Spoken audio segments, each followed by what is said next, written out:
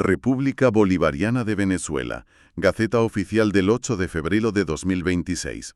Hoy vamos a analizar la concesión de una condecoración póstuma al músico Renato Alonso Aguirre González, el marco legal que da validez a este y otros documentos oficiales. Y también los detalles prácticos de un trámite ciudadano muy concreto que aparece en esta misma publicación. Eso es. Pues entremos en materia.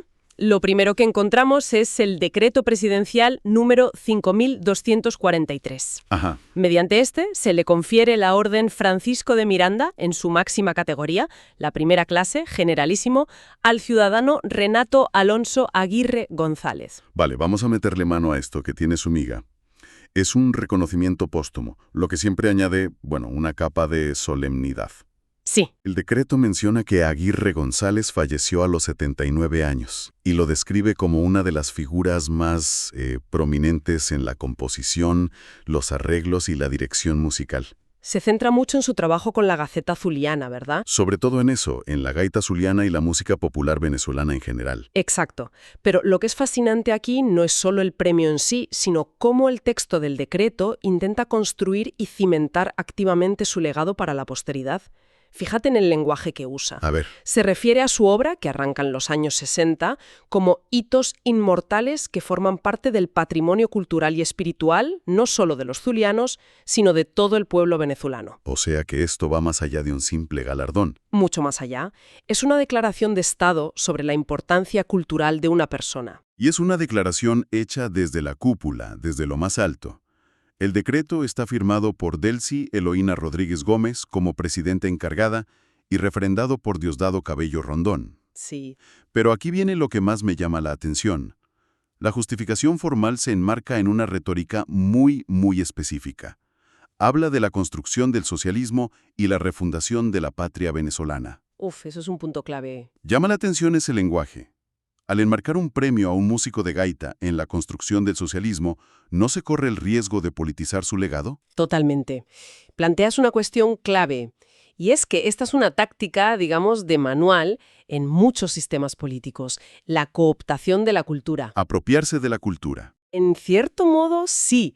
Al honrar a una figura querida, respetada y en principio apolítica como Aguirre González, y envolver ese homenaje en la retórica del Estado, se busca transferir la legitimidad y el afecto popular que genera el artista al propio gobierno. Ya veo. No es solo un homenaje, es un acto de apropiación simbólica. Justo, el preámbulo del decreto lo deja clarísimo, dice, se emite con el supremo compromiso y voluntad de lograr la mayor eficacia política y calidad revolucionaria en la construcción del socialismo. Es una simbiosis entonces. Se honra una figura cultural que el pueblo quiere y al mismo tiempo ese acto de homenaje se utiliza para reforzar la narrativa del gobierno. Por supuesto. El propio texto lo dice sin rodeos.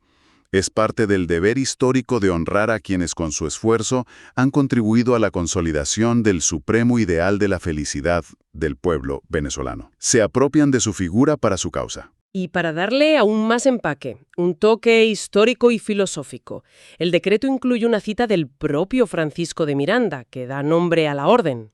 Ah, sí. ¿Cuál? Si no es útil lo que hacemos, vana es la gloria. Qué curioso.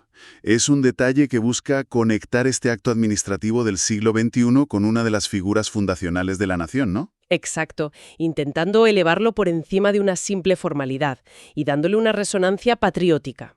Se busca que no parezca un simple trámite, sino un acto trascendente. Vale.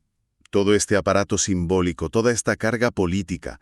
Pero, al final del día, lo que le da validez legal real, lo que lo convierte en un acto de Estado y no en un simple comunicado de prensa. Es que está publicado aquí. Exacto, en la Gaceta Oficial, y el propio documento nos da las claves sobre su funcionamiento, citando la Ley de Publicaciones Oficiales. Entonces, ¿qué es exactamente esta Gaceta y por qué es tan importante? Pues es ni más ni menos que el pilar sobre el que descansa la seguridad jurídica de un país. El pilar nada menos. Sí. Según el artículo 8 de dicha ley, que de hecho se cita en esta misma Gaceta, la publicación de los actos del Estado en la Gaceta Oficial le otorga carácter público y con fuerza de documento público. Para que se entienda. Piénsalo como el pistoletazo de salida en una carrera. Sí. El gobierno puede tener una ley redactada y firmada, pero hasta que no se publica en la Gaceta, esa ley no empieza a correr. No tiene efecto. No tiene efecto. La publicación es lo que la hace real y obligatoria para todos. Si no está aquí, a efectos legales, no existe para el público. O sea, la Gaceta no es solo un periódico del gobierno, es el interruptor que enciende la ley. Buena analogía, ¿sí? Un decreto puede estar firmado y sellado, pero hasta que no aparece impreso aquí, o en su versión digital, no obliga a nadie.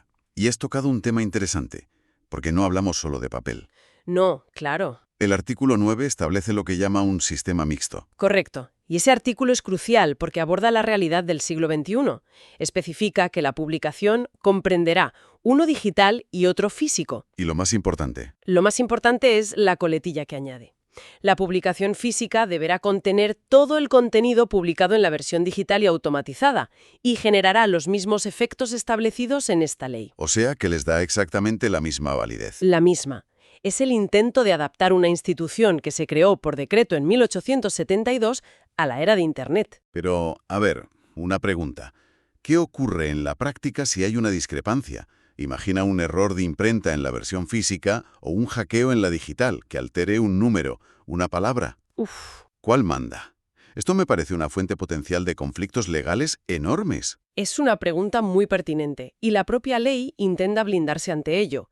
No especifica cuál prevalece, pero sí se toma muy en serio que no sean idénticas. ¿Y cómo lo hace? Pues establece que la contravención de esta disposición, o sea, que la versión física y digital no sean un reflejo exacto, generará responsabilidad civil, administrativa y penal según corresponda. Vaya, Es una salvaguarda durísima para evitar el caos que supondría tener dos versiones de la ley circulando. La amenaza de sanciones graves es el mecanismo para forzar a que el sistema sea riguroso. me entiendo. Es una forma de decir más os vale que lo hagáis bien, porque las consecuencias son serias. Exactamente. Y lo que me deja alucinado es que esto funciona casi como una revista por suscripción. La propia Gaceta lo indica al final. ¿Te refieres al coste? Sí, este número extraordinario de 4 páginas tiene un coste. El equivalente a 11,65% valor unidad tributaria. Y te dan datos de contacto, una dirección física en Caracas y hasta tiene cuenta de Twitter, @oficialgaceta. Claro, y tiene toda la lógica del mundo. El artículo 15 de la misma ley de publicaciones autoriza al Servicio Autónomo Imprenta Nacional y Gaceta Oficial a establecer los precios de las publicaciones. Ah, o sea que no es gratis. No, es una entidad estatal, sí, pero funciona con una lógica de servicio público que tiene costes asociados y que debe, al menos en parte, financiarse. No es solo un boletín, es un servicio por el que se paga. Entendido. Entonces, la Gaceta es este pilar de la seguridad jurídica, el interruptor de las leyes y además un servicio que se autogestiona. Pero me pregunto si su única función es publicar estas grandes declaraciones del Estado, No, para nada. o si también sirve para algo más. Bueno, más terrenal, para el día a día de la gente. Absolutamente. Y esta misma edición nos da un ejemplo perfecto de esa segunda función. La Gaceta no solo contiene grandes decretos, también es un vehículo de información práctica. ¿Cómo qué? Pues en una de las páginas, casi como un anuncio clasificado, encontramos los requisitos para solicitar una Gaceta certificada de naturalización. Exacto. Es un recuadro pequeño, pero lleno de información crucial para quien necesite ese trámite. Lo primero que salta a la vista es que la palabra personal está en mayúsculas y negrita. No deja lugar a dudas. Quieren que te quede claro que, en principio, tienes que ir tú. Y si la persona interesada no puede acudir, las alternativas son muy específicas. Aquí es donde se ve la minuciosidad de la burocracia en acción, que busca atar todos los cabos sueltos. No vale con que vaya un amigo. No. O bien un familiar directo con una autorización, o bien cualquier otra persona, pero con un poder notarial debidamente autenticado. Detengámonos en lo de los familiares, porque es muy revelador. No se limita a decir un familiar cercano. ¿No? Es una lista cerrada. La Gaceta especifica padres, hijos, abuelos, hermanos, nietos, tíos o sobrinos. Se menciona explícitamente que es hasta el 3er grado de consanguinidad. Con lo cual, un primo, por ejemplo, que es 4º grado, ya no podría. No, necesitaría un poder. Y esa lista tan precisa no es casual. Busca eliminar por completo la ambigüedad y sobre todo la figura del gestor o intermediario informal, que es un clásico en muchas burocracias. Claro. Al definir un círculo familiar tan estricto, el Estado te está diciendo o vienes tú, O viene tu familia más directa o traes un documento legal formal. Se cierra la puerta a cualquier otra vía no oficial. ¿Es un mecanismo de control? Sí, para evitar la picaresca o la corrupción a pequeña escala. Es decir, la norma intenta ir por delante del problema. Es fascinante cómo en el mismo documento conviven la retórica más elevada sobre la refundación de la patria ¿Y esto? y un aviso que en el fondo está diseñado para que no envíes a un intermediario a hacerte un trámite. Es el macrocosmos de la ley y el microcosmos del papeleo diario. Exactamente, has dado en el clavo. Demuestra esa doble función de la Gaceta. Por un lado, el registro solemne de los actos del poder estatal, Como la condecoración a Aguirre González. y por otro, una especie de manual de instrucciones para navegar la burocracia del día a día. Entonces, si hacemos un repaso, hemos partido de un homenaje póstumo a una figura musical. Hemos pasado a entender el motor legal que da validez a todo. La propia Gaceta Oficial. Y hemos terminado en los detalles de un trámite administrativo que podría afectar a cualquier ciudadano. Lo que resulta revelador es cómo un único documento oficial, de apenas 4 páginas, actúa como una instantánea de un país en un momento concreto. Es un reflejo. Sí. Contiene cultura, a través del tributo al músico. Contiene derecho, en las normas que rigen su propia existencia. Y contiene burocracia, en las instrucciones precisas para un trámite. Es un puente transversal de la administración de un Estado.